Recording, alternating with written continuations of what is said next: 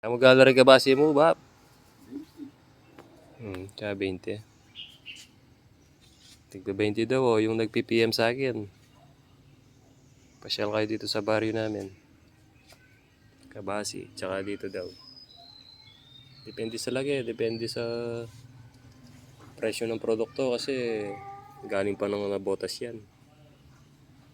Gumagamit pa ng gasolina siyempre. Kaya pag napunta sa Pampanga medyo mahal na.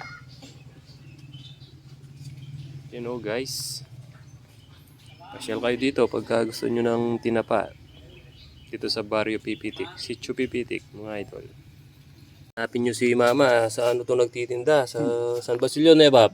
O San Basilio ni Manginggo. Tsaka may nagtatanong sa akin anong apelyido daw ni Manginggo, Gamboa daw. Yan, tigbe 20 pesos lang daw yan. Ganda ng niya, oh. Ito yung gamit nila pagka panggising. Pot-pot.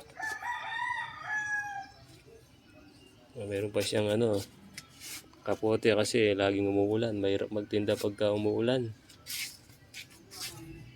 Hindi ganong mabenta. Dami mo lang uran Bab. Yan, tigbe 20 pesos. Tapos ito, bariles. Tsaka magkano rin, Bab? 4.50. 4.50 dito sa maliliit. Bariles, yung galunggong na babae yan. Dito lang yan sa San Basilio. Katabing baryo namin.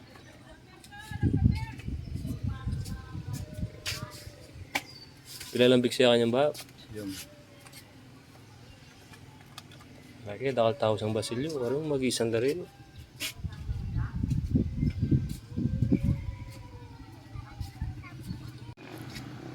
Ito si Kuya sa Lubao nagtitinda to. wow. Layo na Bab. Paring ka pa mo. Marami siya mo po sa dodo kaya Wow. Ito lang niya, dodo. Marami siya mo. Pero ito yung kasan Wow. tugi ka ako. Wala siya po sa dodo na kaya marami siya. Wow.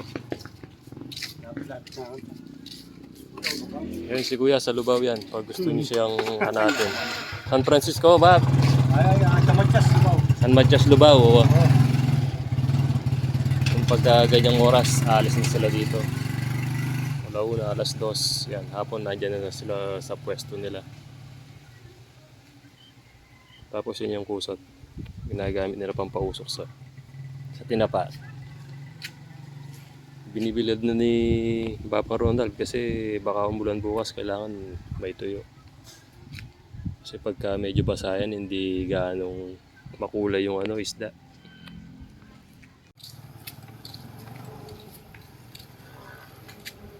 Yun o.